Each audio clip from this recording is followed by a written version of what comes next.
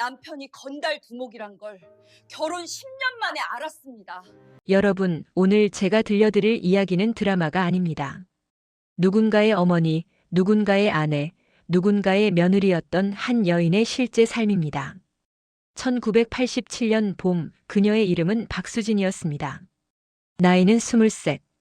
꿈은 단순했습니다. 좋은 남자를 만나 따뜻한 가정을 꾸리는 것. 그리고 그 꿈은 이루어지는 듯 보였습니다. 처음에는요. 하지만 30년이 지난 오늘 그녀는 병원 침대에 누워 이렇게 말합니다. 내가 처음부터 알았다면 그래도 같은 선택을 했을까요? 오늘 여러분이 들으실 이야기는 사랑, 배신, 깡패, 재벌, 고부 갈등, 불륜, 재산 분쟁, 그리고 시한부. 이 모든 것이 한 여인의 삶 속에 담겨 있습니다. 끝까지 함께 해주십시오. 1987년 3월의 서울은 아직 차가웠습니다. 민주화 운동의 함성이 거리를 가득 채우던 그 시절, 박수진은 서울 마포구의 작은 양장점에서 일하고 있었습니다. 아버지는 일찍 돌아가셨고 어머니 혼자 두 남매를 키웠습니다. 집안 형편은 넉넉하지 않았지만 수진은 불평하는 법을 몰랐습니다. 매일 아침 일찍 일어나 어머니 밥상을 차리고 저녁에는 양장점에서 야근을 하며 돈을 모았습니다. 그러던 어느 날이었습니다. 양장점 앞에 검은 세단 한 대가 멈췄습니다. 그리고 차에서 내린 남자가 노란 개나리 꽃다발을 들고 걸어왔습니다. 이창호, 32살. 키가 크고 눈빛이 깊었습니다. 말수가 적었지만 웃을 때는 온화했습니다. 처음에는 정장을 차려입은 사업가처럼 보였습니다. 여기 양장점 맞죠? 어머니 한복 수선 맡기러 왔습니다. 그것이 첫 만남이었습니다. 창호는 그 뒤로 매주 양장점을 찾아왔습니다. 때로는 어머니 한복 핑계로, 때로는 그냥. 수지는 그가 왜 그렇게 자주 오는지 알면서도 모른 척했습니다. 3달 뒤 창호가 조심스럽게 물었습니다. 저랑 밥 한번 드시겠어요? 수진의 심장이 빠르게 뛰었습니다. 그녀는 그날 밤 혼자 이불을 뒤집어 쓰고 웃었습니다. 처음으로 자신의 미래가 밝게 느껴지던 순간이었습니다. 사람들은 이창호에 대해 수군거렸습니다. 이 시댁 아들이래. 돈이 엄청 많다더라. 근데 가업이 뭐 하는지는 아무도 모른대. 수지는 그런 말들을 흘려들었습니다. 그는 자신에게 친절했고 다정했고 한 번도 불쾌하게 한 적이 없었으니까요. 교제 6개월 만에 창호가 청혼을 했습니다. 요즘으로 치면 너무 빠른 결혼이지만 1980년대에는 드문 일이 아니었습니다. 우리 어머니가 빨리 결혼하라 합니다. 저도 수진 씨 옆에 오래 있고 싶고요. 수진의 어머니는 기뻐하면서도 한 가지를 물었습니다. 창호 씨, 집안이 어떻게 되는 거예요? 무슨 사업을 하시나요? 창호는 잠시 멈추더니 조용히 말했습니다. 건설업과 유통업을 합니다. 어머니께서 걱정 안 하셔도 됩니다. 어머니는 그 대답을 믿었습니다. 수진도 믿었습니다. 하지만 그것은 절반의 진실이었습니다. 훗날 수진은 이렇게 말했습니다. 그때 조금만 더 물어봤다면 달라졌을까요? 아마 그래도 저는 사랑에 눈이 멀었을 거예요. 결혼식은 성대했습니다. 하객이 500명이 넘었습니다. 수지는 처음 보는 얼굴들이 너무 많아 어지러울 정도였습니다. 그 중에는 정계 인사처럼 보이는 사람들도 있었고 눈빛이 날카로운 덩치 큰 남자들도 많았습니다. 저 사람들은 누구예요? 수진이 창호에게 속삭였습니다. 아버지 사업 파트너들이에요. 신경 쓰지 마세요. 그날 밤 수지는 처음으로 시어머니 이갑순 여사를 제대로 마주했습니다. 이른이 넘은 나이였지만 눈빛은 마흔처럼 날카로웠습니다. 화장을 짙게 하고 한복 위에 진주 목걸이를 두른 채 시어머니는 수진의 위아래를 훑어보더니 말했습니다. 살림할 줄 알아요? 네, 어머니. 열심히 배우겠습니다. 배우는 거 필요 없어. 내가 가르치는 대로 하면 돼. 그것이 시작이었습니다. 결혼 첫날 아침 새벽 5시. 누군가 방문을 두드렸습니다. 시어머니였습니다. 일어나요. 아침 준비해야지. 네. 수지는 눈을 비비며 일어났습니다. 시계를 보니 새벽 4시 58분이었습니다. 부엌에는 시어머니가 이미 서 있었습니다. 앞치마를 두른 채 수진을 기다리고 있었습니다. 우리 집 아침은 6가지 반찬이야. 국은 된장국 아니면 미역국 번갈아서. 밥은 항상 뜸을 2번 들여야 하고 창호는 짜게 먹으면 안 되니까 간 조심해. 수지는 공책에 받아 적으면서 생각했습니다. 괜찮아. 적응하면 돼. 그런데 시어머니의 훈련은 밥상만이 아니었습니다. 옷차림 검사, 외출 시간 제한, 친정 어머니 방문 횟수 제한, 전화 통화 내용 감시. 결혼한 지 3개월이 지났을 때 수지는 처음으로 혼자 울었습니다. 화장실 문을 잠그고 수도꼭지를 크게 틀어놓고 목이 매도록 흐느꼈습니다. 창호에게 말하고 싶었습니다. 하지만 창호는 항상 집에 늦게 들어왔고 들어오면 피곤해서 쓰러지듯 잠들었습니다. 어느 날 용기를 내어 말했습니다. 어머니가 너무 힘들게 하세요. 친정에도 자유롭게 못 가고. 창호는 조용히 들더니 말했습니다. 어머니 원래 그런 분이야. 나도 그렇게 자랐어. 조금만 참아. 그 말이 수진을 더 외롭게 만들었습니다. 시어머니 이갑순 여사는 왜 이토록 며느리를 통제했을까요? 그 이유는 나중에서야 밝혀지지만 집안에는 절대로 새어나가면 안 되는 비밀이 있었습니다. 그리고 그 비밀을 지키기 위해서는 며느리가 집 밖에서 너무 많은 것을 알면 안 되었습니다. 수지는 그것도 모른 채 그저 원래 시어머니란 다 이런 것이라 생각하며 버텼습니다. 그 순진함이 그녀를 10년 더 붙들어 맸습니다. 결혼 10년 차. 1997년 봄이었습니다. 두 아이의 엄마가 된 수지는 이제 집안일을 기계처럼 해내는 여자가 되어 있었습니다. 첫째 준수는 초등학교 3학년, 둘째 수아는 5살이었습니다. 그날은 봄 대청소를 하는 날이었습니다. 창호의 옷장 깊숙한 곳까지 닦으려다 수진의 손이 무언가에 닿았습니다. 차가운 금속. 꺼내보니 날이 반짝이는 단검이었습니다. 그리고 그 뒤에는 봉투 하나. 떨리는 손으로 봉투를 열었습니다. 안에는 사진들이 있었습니다. 이창호가 검은 점퍼를 입고 수십 명의 남자들 앞에 서 있는 사진. 남자들은 모두 고개를 숙이고 있었습니다. 또 다른 사진에는 현금이 가득 든 가방들이 쌓여 있었고 거기에 창호가 담배를 물고 서 있었습니다. 그리고 마지막 사진. 경찰서 취조실에서 찍힌 것 같은 사진. 창호의 이름 옆에는 이렇게 쓰여 있었습니다. 마포 20파 조직 2대 두목 이창호. 수진의 손에서 사진이 떨어졌습니다. 그 자리에 주저앉아 한참을 멍하니 있었습니다. 10년. 10년 동안 함께 밥을 먹고 잠을 자고 아이를 낳고 그 사람이 이런 사람이었다는 것을.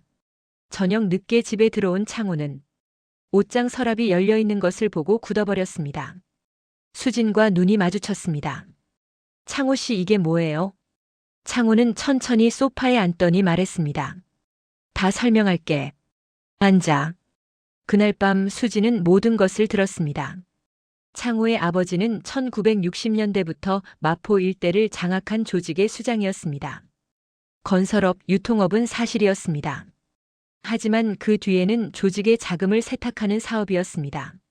창호는 대학을 졸업하면서 아버지의 뒤를 이었습니다. 자신은 조직을 서서히 합법화하려 했지만 한 번 발을 들인 세계는 쉽게 빠져나올 수 없었습니다. 수진아, 나는 너와 아이들을 지키기 위해 이 일을 하고 있어. 수진은 대답하지 않았습니다. 그저 눈물이 흘렀습니다. 나한테 선택의 기회를 줬어야죠. 그날 밤 수진은 처음으로 집을 나가려 짐을 쌌습니다. 하지만 문 앞에서 발이 묶였습니다. 5살 수아가 엄마 다리를 붙잡고 울고 있었습니다. 엄마 어디가? 수진은 짐을 내려놓았습니다. 그리고 그 결정이 그녀의 운명을 또다시 10년 뒤로 미뤘습니다. 아이 앞에서 자신의 삶을 포기하는 것. 그것이 과연 모성애인지 아니면 스스로 선택한 감옥인지 수지는 오랫동안 그 경계를 알지 못했습니다. 2003년 시어머니 이갑순 여사가 쓰러졌습니다. 뇌졸중이었습니다. 수지는 6개월 동안 밤낮으로 시어머니 병간호를 했습니다. 기저귀를 갈고 욕창을 막기 위해 2시간마다 몸을 뒤집었습니다. 가래를 빼고 링거를 갈고 병원 복도에서 쪽잠을 잤습니다. 창호는 바쁘다는 핑계로 병원에 거의 오지 않았습니다. 어머니는 내가 모실게요. 수지는 이를 악물고 버텼습니다. 어쩌면 이렇게 하면 시어머니가 자신을 인정해 줄 것이라 생각했습니다. 그리고 시어머니가 회복되던 날 병상에 누운 채 시어머니가 처음으로 수진의 손을 잡았습니다. 수진아 고마워. 수진은 그 순간 눈물이 터졌습니다. 30년 가까운 세월 동안 처음 들어보는 말이었습니다. 하지만 시어머니는 그로부터 4년 뒤 조용히 변호사를 불렀습니다. 그리고 유언장을 작성했습니다. 아무도 모르게 2007년 시어머니는 세상을 떠났습니다. 유언장이 공개된 날 가족이 모두 모인 자리에서 변호사가 봉투를 열었습니다. 재산 목록은 어마어마했습니다. 건물 12채, 토지, 주식, 현금. 그런데 수진의 이름은 단 한 곳에도 없었습니다. 대신 이소라라는 이름이 2번 등장했습니다. 수진은 그 이름을 처음 들었습니다. 이소라가 누구예요? 방 안이 찬물을 끼얹은 듯 조용해졌습니다. 창호의 얼굴이 창백해졌습니다. 나중에 알게 된 사실. 이소라는 창호가 20년 전부터 다른 곳에서 살림을 차린 여자였습니다. 시어머니는 그것을 알고 있었고 오히려 그 여자를 인정했습니다. 우리 집안대를 이을 사람이 필요했다는 이유로. 수진이 낳은 2자녀는 딸과 아들이었지만 시어머니 눈에는 집안의 씨를 잇기에 부족한 자식들이었습니다. 이소라에게는 아들이 있었습니다. 수진은 그날 한마디도 하지 않았습니다. 집에 돌아와 방문을 잠그고 다음 날 아침 출근하는 창호에게 이렇게 말했습니다. 나가요. 수진아. 나가라고요. 30년 동안 쌓인 감정이 터지는 순간이었습니다. 이웃집까지 들릴 만큼 큰 소리였습니다. 창호는 가방을 챙겨 조용히 나갔습니다. 수진은 그날 혼자 부엌 바닥에 앉아 냉수 한 컵을 천천히 마셨습니다. 눈물도 나오지 않았다고 합니다. 너무 많은 것이 한꺼번에 무너질 때 사람은 오히려 조용해진다고 하더군요. 이소라를 만난 것은 이혼 소송을 준비하면서였습니다. 변호사를 통해 이소라의 주소를 알게 된 수지는 혼자 그 아파트 앞에 찾아갔습니다. 강남 한복판의 고급 아파트. 로비에는 CCTV가 즐비하고 도어맨이 있었습니다. 수지는 몇 시간을 기다렸습니다. 그리고 오후 3시쯤 한 여자가 유모차를 끌고 나왔습니다. 이소라. 수진보다 10살 어렸습니다. 키가 크고 세련된 옷을 입었습니다. 유모차 안에는 4살쯤 된 남자아이가 있었습니다. 2사람의 눈이 마주쳤습니다. 이소라는 먼저 말했습니다. 오실 줄 알았어요. 카페에 마주 앉은 2사람. 이소라는 담담하게 말했습니다. 저도 처음엔 유부남인지 몰랐어요. 알게 됐을 때 헤어지려 했는데 아이가 생겼어요. 시어머니가 알면서도 저를 선택했다는 게 말이 됩니까? 어머니는 창호 씨가 저와 사이에 아들이 있다는 걸 알고 그 아이를 집안 후계자로 생각하셨대요. 수지는 테이블 위 컵을 천천히 내려놓으며 말했습니다. 당신도 피해자군요. 이소라의 눈에 눈물이 맺혔습니다. 네. 그날 2사람은 2시간 넘게 이야기를 나눴습니다. 20년의 공백과 배신 그리고 서로에 대한 원망. 하지만 진짜 분노해야 할 대상은 창호였습니다. 수지는 이소라에게 물었습니다. 소송에서 증언해 줄 수 있어요? 네. 할게요. 재산 분쟁 소송은 2008년부터 시작됐습니다. 창호 측은 변호사 군단을 세웠습니다. 재산의 대부분이 조직과 연결된 자금이었기 때문에 법적으로 추적하기 어려운 구조였습니다. 수진 편의 변호사는 단 2명이었습니다. 돈도 없었고 인맥도 없었습니다. 하지만 수진에게는 2가지가 있었습니다. 이소라의 증언, 그리고 20년간 모아온 영수증, 통장 사본, 메모들. 수진은 10년 전 창호의 옷장에서 발견했던 날부터 모든 기록을 조금씩 모아왔습니다. 언젠가는 필요할 것 같아서. 준비하는 자와 준비 안 된 자의 차이. 그것은 결국 마지막 순간에 드러납니다. 소송이 진행되던 2009년. 수진을 가장 힘들게 한 것은 남편도 시어머니도 아니었습니다. 큰아들 준수였습니다. 25살이 된 준수는 어느 날 수진에게 전화를 했습니다. 엄마, 나 아버지 쪽으로 설 거야. 뭐라고? 아버지가 사업 물려준다고 했어. 엄마, 그냥 조용히 이혼하면 안 돼? 왜 소송까지 해? 수지는 한참을 말을 잇지 못했습니다. 준수야, 엄마가 30년을 어떻게 살았는지 알아? 알아. 근데 지금은 내 미래가 더 중요해. 전화가 끊겼습니다. 수지는 핸드폰을 손에 쥔 채 한참을 서 있었습니다. 딸 수아만이 남았습니다. 수아는 어머니 편이었지만 그녀도 결혼을 앞두고 있었고 시댁의 눈치를 봐야 했습니다. 엄마, 나는 엄마 편이야. 근데 너무 적극적으로 나서기는 힘들어. 수지는 고개를 끄덕였습니다. 알아. 내 걱정은 하지 마. 혼자였습니다. 완전히. 그 겨울 수지는 처음으로 삶을 포기하고 싶다는 생각을 했습니다. 새벽 3시 부엌에 혼자 앉아 소주 한 병을 천천히 비우며 자신의 인생을 되돌아봤습니다. 23세 결혼해서 지금 45이 되도록 자신을 위해 한 번이라도 선택한 적이 있었던가. 아이를 위해 참았고 남편을 위해 버텼고 시어머니를 위해 울었고 정작 나는 어디 있었을까. 그때 핸드폰이 울렸습니다. 딸 수아였습니다. 엄마 자고 있어?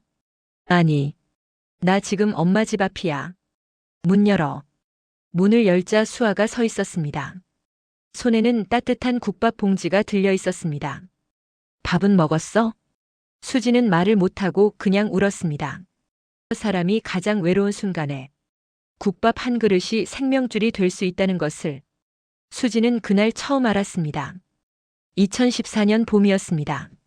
소송은 6년째 이어지고 있었습니다. 창호 측의 지연 전술로 판결이 계속 미뤄졌고 수지는 생계를 위해 오래된 친구의 소개로 인테리어 회사에 다니고 있었습니다. 50이 넘은 나이에 새로 시작한 일이었습니다. 처음에는 비서 보조였지만 2년 만에 계약 담당 팀장이 됐습니다. 수지는 재능이 있었습니다. 30년을 시어머니와 싸우며 키운 협상력이 이제 비즈니스에서 빛을 발했습니다. 그러던 어느 날 정기 건강검진 결과가 나왔습니다. 담당 의사가 수진을 조용히 진료실로 불렀습니다. 박수진 씨, 결과를 설명해 드릴게요. 의사의 표정이 좋지 않았습니다. 위암 3기입니다. 전이가 시작됐어요. 수지는 조용히 고개를 끄덕였습니다. 얼마나 남았나요? 적극적 치료를 하면 3년은 기대할 수 있습니다. 하지만 지금 상태로는 솔직히 말씀해 주세요. 치료 없이는 1년 이내입니다. 수지는 진료실을 나와 병원 복도 의자에 혼자 앉았습니다. 창밖으로 봄 햇살이 쏟아지고 있었습니다. 그리고 이상한 일이 일어났습니다. 수지는 웃었습니다. 펑펑 울거나 하늘을 원망하지 않았습니다. 그냥 조용히 입꼬리가 올라갔습니다. 이제야 내가 선택할 수 있구나. 시한부 선고는 오히려 그녀를 자유롭게 했습니다. 이제 눈치 볼 것이 없었습니다. 잃을 것도 없었습니다. 두려울 것도 없었습니다. 그날 저녁 수지는 변호사에게 전화했습니다. 소송 전략을 바꿔요. 이제 끝내야 해요. 어떻게 하시려고요? 언론에 알릴 거예요. 모든 것을. 죽음을 선고받은 사람이 가장 두려운 것은 사라지는 것이 아닙니다. 아무것도 남기지 못하고 사라지는 것입니다. 수지는 이제 남길 것을 결정했습니다.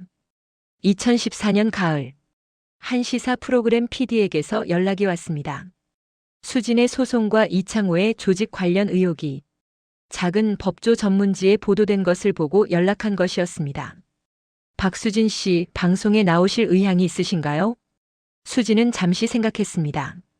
얼굴은 가려야 합니다. 아직 판결이 안 났으니까요. 물론입니다. 방송은 2달 후 나갔습니다. 얼굴을 가린 여성이 30년의 이야기를 털어놓는 60분짜리 다큐멘터리. 깡패 두목의 아내, 시어머니의 지배, 이중가정, 유언장 조작, 재산 은닉. 방송이 나간 다음 날 아침 SNS가 들끓었습니다. 이 사람 남편이 누군지 알 것 같다. 이 집안 재산 어떻게 된 건지 공개해야 한다. 며느리가 너무 불쌍하다. 3일 만에 조회수 500만을 넘겼습니다.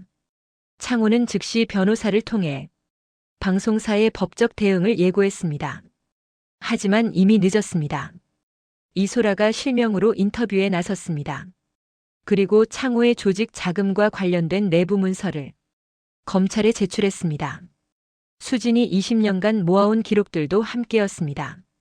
창호는 2015년 3월 배임과 자금 세탁 혐의로 기소됐습니다. 재판이 진행되는 동안 수진은 항암 치료를 받으면서도 법정에 출석했습니다. 머리카락이 빠지고 몸무게가 줄었지만 법정에서의 수진은 누구보다 똑바로 서 있었습니다. 판사가 물었습니다. 박수진 씨, 마지막으로 하실 말씀 있으십니까? 수진은 마이크 앞에 서서 말했습니다. 저는 이 남자를 증오하지 않습니다. 증오할 힘도 없고 시간도 없습니다. 하지만 제 두 자녀에게 말하고 싶습니다. 특히 아들 준수에게. 엄마가 왜 이렇게까지 했는지 언젠가는 알게 될 거야. 그리고 그날이 오면 엄마를 원망하지 말아줘. 방청석에 앉아있던 준수가 고개를 숙였습니다. 그의 어깨가 떨리고 있었습니다. 판결은 2016년 초에 났습니다. 이창호 징역 7년, 추징금 130억.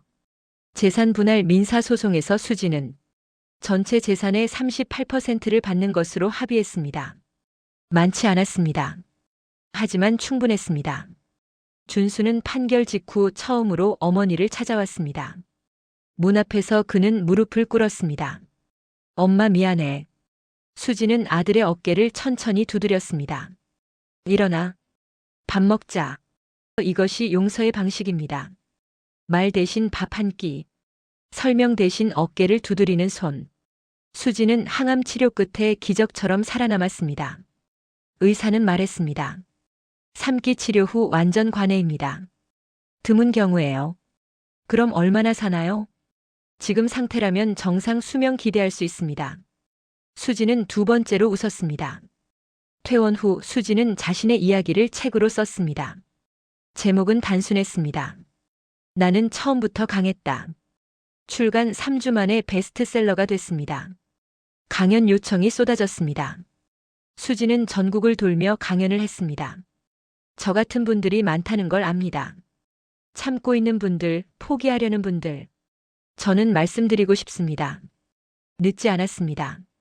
아직 늦지 않았어요. 강연장에서 손을 잡고 우는 여성들이 있었습니다. 그들의 눈물이 수진을 살게 했습니다. 딸 수아는 두 아이의 엄마가 됐습니다. 수진의 손자, 손녀가 생겼습니다. 어느 일요일 오후 수진은 손녀를 무릎에 앉히고 햇살이 드는 거실에서 책을 읽어줬습니다. 아무 생각이 없었습니다. 아무 원망도 없었습니다. 그냥 평화로웠습니다. 처음으로. 인생은 가끔 너무 늦게 시작됩니다. 하지만 시작되는 것 자체가 기적입니다. 2023년 봄, 박수진은 예순을 바라보고 있었습니다. 서울 외곽의 작은 아파트. 창문 너머로 꽃이 피어 있었습니다. 그녀는 유튜브 채널을 시작했습니다. 이름은 수진이네 이야기. 화려한 편집도 없었습니다. 그냥 카메라 앞에 앉아 이야기를 했습니다. 안녕하세요. 오늘은 제가 시어머니께 처음으로 반박했던 날 이야기를 해볼게요. 구독자 10만이 됐습니다. 댓글에는 이런 글들이 달렸습니다. 어머니, 저 때문에 우셨나요? 같은 상황입니다. 이 영상 보고 이혼 결심했어요. 고맙습니다. 엄마한테 이 영상 보여줬더니 엄마가 혼자 울었어요. 수지는 그 댓글들을 하나하나 읽었습니다. 어느 날 아들 준수가 찾아왔습니다. 결혼해서 아이도 생겼습니다. 둘이 마주 앉아 오랜만에 이야기를 나눴습니다. 엄마 미안해. 그때 내가 왜 그랬는지. 됐어. 그때 너도 어렸잖아. 엄마는 원망 안 해? 수지는 창밖꽃을 바라보며 말했습니다. 나는 오래전에 다 내려놨어. 어떻게? 죽을 뻔했거든. 그때 알았어. 원망은 나를 갉아먹는다는 걸. 준수가 조용히 고개를 끄덕였습니다. 마지막으로 수진이 카메라 앞에서 말했습니다. 저는 좋은 아내는 아니었을 수도 있어요. 좋은 며느리도 아니었을 거예요. 하지만 저는 최선을 다했습니다. 매 순간. 그리고 살아남았습니다. 당신도 살아남을 수 있어요. 이 이야기를 들어주셔서 감사합니다.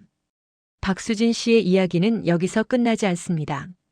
그녀는 지금도 강연을 하고 글을 쓰고 손녀와 봄 꽃 구경을 갑니다. 인생은 어디에서 무너지는지 모릅니다.